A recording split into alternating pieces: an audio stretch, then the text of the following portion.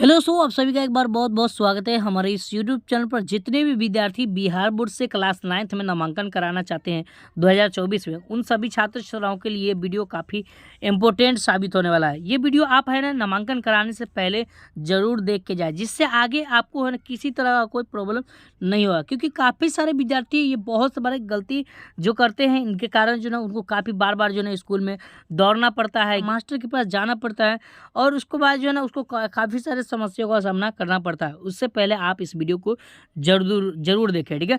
तो सबसे पहले बात कर लेते हैं कि नामांकन जो है ना क्लास 9 के नामांकन जो है ना प्रक्रिया इसका कब से शुरू होने जा रहा है, किस दिन से एडमिशन होगा, इसका लास्ट डेट क्या है, इसमें जो है ना कितने उम्र के बच्चों जो है ना क्लास 9 में नामांकन करा सकते, क्लास 9 का एडमिशन करा सकते हैं, इसमें क्या क्या डॉक्यूमेंट्स लगेगा, इनका फ़ी कितना रखा गया है, एडमिशन फॉर्म कैसे भरना है। काफ़ी सारे बच्चे जो ऐसे होते हैं जो कि एडमिशन फॉर्म भरने में ही गलती करते हैं, जिसके कारण क्लास 10th में उनका काफ़ी सारा दिक्कतों का सामना करना पड़ता है, ठीक है। तो ये सारी बातें जो है ना आज के इस वीडियो में क्लास 9th के बारे में, एडमिशन के बारे में हम आपको जानकारी देने वाला, स्टेप बाय स्टेप बताएंगे। ये प्रक्रिया आपको क्लास 9th में एडमिशन कराने से पहले देख लेना है, ठीक है। चलिए हम बात कर लेते हैं क्लास 9th का जो एडमिशन है ये कब से शुरू होगा। तो मैं आपको जानकारी के लिए बता दूँ कि जब आप क्लास 8 में पढ़ाई कर रहे थे, जब आप क्लास 8 का जो ना फाइनल एग्ज़ाम मार्च में दिए थे, मार्च के बाद जब आप इसका रिजल्ट जारी किया जाता है क्लास 8 का, तो उसके बाद तुरंत बाद जो ना 9th का नामांकन की प्रक्रिया शुरू कर दी जाती है। इसका कोई डेट नहीं जारी किया जाता कि 1 तारीख से होगा या 2 तारीख से होगा या कोई भी तारीख से होगा, इसका डेट जारी नहीं किया जाता। लेकिन मैं आपको बता दूँ इसका लास्ट डेट क्या है। तो इसका लास्ट डेट मैं आपको बता दूं कि 30 जून होता है। लास्ट डेट क्या होता है? 30 जून। अगर मान लीजिए कि 30 जून के बाद जो है अगर डेट अगर बढ़ेगा तो इसका नोटिफिकेशन बिहार विद्यालय परीक्षा समिति की तरफ से जारी किया जाए। लेकिन मैं आपको बता दूं कि आपको 30 जून से पहले आपको एडमिशन करा लेना है। कितने उम्र के बच्चे तो ये एडमिशन करा सकते हैं, ठीक है। तो मैं आपको बता दूं कि आपका अगर है ना 2024 में नामांकन करा रहे हैं, ठीक है, सपोज मानते हैं कि 2024 में अगर नामांकन करा रहे हैं, ठीक है, तो आपका बोर्ड एग्जाम 2026 में होगा, यानी कि आपका मैट्रिक का बोर्ड एग्जाम 2026 में होगा। तो ये है ना, आपको बता दूं कि 2026 में 1 मार्च को जो है ना 1 मार्च को 2026 में कितना साल, तो 14 साल पुर जाना अनिवार्य है, ठीक है। 1 मार्च 2024 को जो है कितना 26 को 14 साल पुर जाना अनिवार्य है, ठीक है। मान लीजिए कोई विद्यार्थी 2025 में एडमिशन कराए, ठीक है, तो मैं आपको बता दूं कि 2025 में अगर आप एडमिशन कराएंगे, ठीक है, तो आपका एग्जाम बोर्ड एग्जाम मैट्रिक का 2027 में होगा। तो उसके लिए जो उम्र होगा समझिए वो 1 मार्च 2000 जो है ना कितना 2027 में आपका 14 साल पुर जाना चाहिए। इससे पहले पुर जाना चाहिए। 2 मार्च भी हो जाएगा तो आपका नामांकन नहीं लिया जाएगा, ठीक है। ये आपको क्लियर कर दिया गया, ठीक है। अब मैं बता दूं 2024 में जो छात्र नामांकन लेने जा रहा है, ठीक है, तो उनका डेट ऑफ बर्थ क्या होना चाहिए। तो डेट ऑफ बर्थ जो है ना उनका 1 मार्च 2012 से पहले का होना चाहिए। 1 मार्च 2012 से पहले का होना चाहिए। 2 मार्च 2012 भी होगा तो आपका नामांकन नहीं लिया जाएगा, क्योंकि आपको 14 साल मैट्रिक बोर्ड एग्जाम में हर हाल में पुर जाना चाहिए। चलिए अब बात कर लेते हैं क्या क्या डॉक्यूमेंट्स लगेगा। तो डॉक्यूमेंट्स के मैं बात करूंगा, ठीक है। फिलहाल मैं आपको बता दूं कि इसका फ़ी कितना लगेगा। तो देखिए हर स्कूल का अपना फ़ी होता है, स्ट्रक्चर फ़ी होता है, क्योंकि उस विद्यालय में जो ना वो जो ना फ़ी कन्वर्शन फ़ी जो होता है वो किसी में 300 होता है, किसी में 400 होता है, किसी में 500 होता है, किसी में 1000 होता है। तो इतना के बीच में होता है ये पैसा, ठीक है।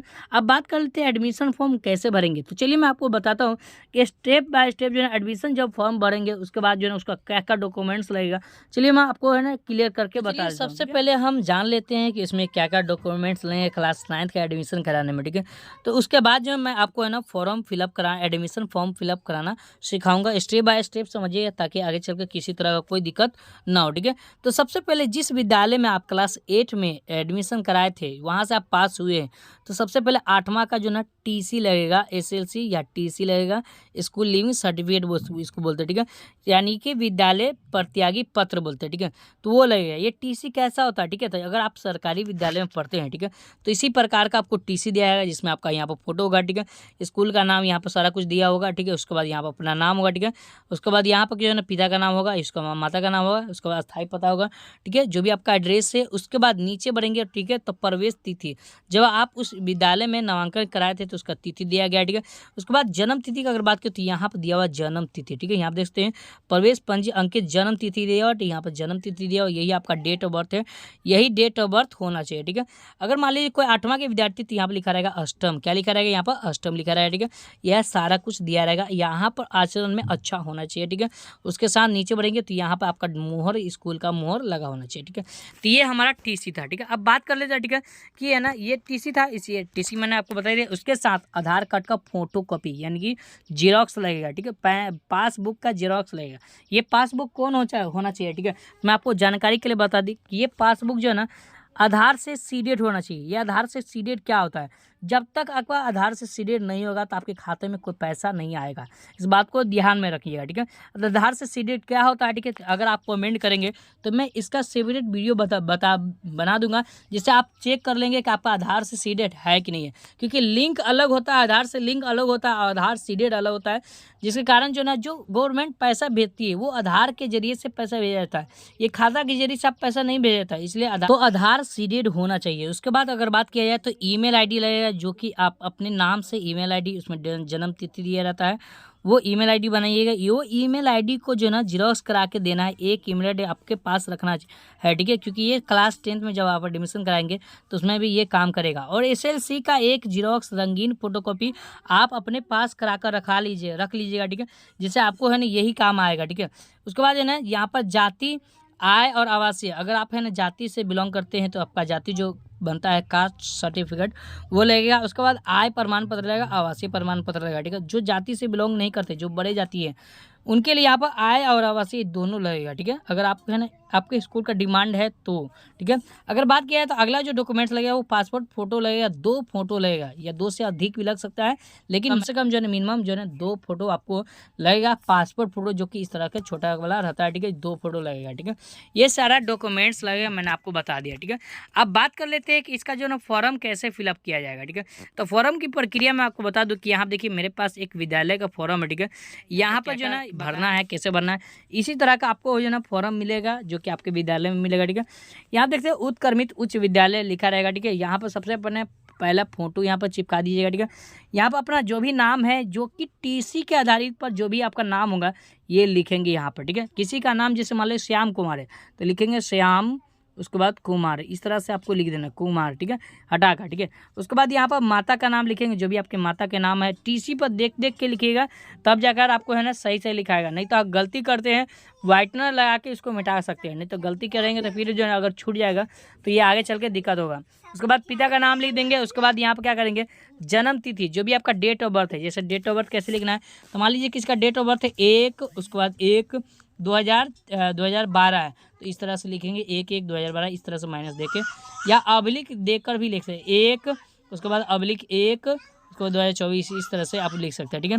उसके बाद शब्दों में लिख देना, ठीक है। तो जो भी आपका शब्द में होगा, जैसे मान लीजिए 1 है तो यहाँ पे 1, और इसके बाद पहला महीना तो जनवरी लिखेंगे, दूसरा महीना तो फरवरी लिखेंगे, और 2024 लिखेंगे, इस तरह से आपको लिखेंगे, 2012 लिखेंगे, 2013 लिखेंगे, इस तरह से आपको लिख देना है, ठीक है। जिस जाति से बिलोंग करते हैं, यहाँ पर जाति अपना ली दें, ठीक है। पहचान क्या है, तो देखिए आपका पहचान आपका बॉडी में तिल उल या कटा फटा होगा तो यहाँ पे वो लिख देंगे, ठीक है। उसके बाद अस्थायी पता, पहला आपका ग्राम लिखाएगा, पोस्ट लिखाएगा, थाना लिखाएगा, जिला लिखाएगा, फिर उसके बाद ना वर्तमान पता, फिर वही पता यहाँ पर आपको लिखना है।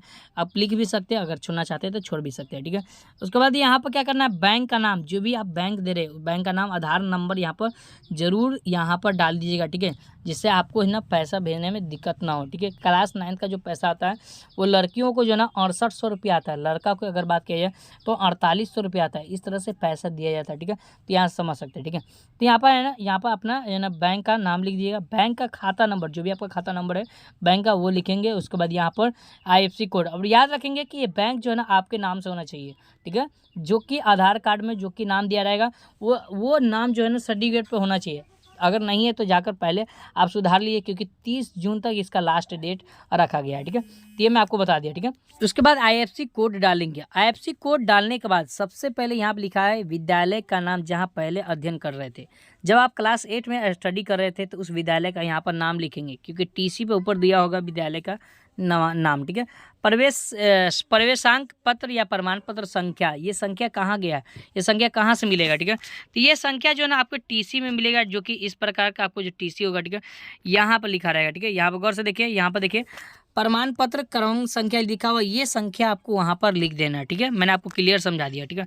उसके बाद क्या करना है, तो उसके बाद मैं आपको बता दूं कि यहाँ पर लिखा हुआ है नामांकन की तिथि, ठीक है।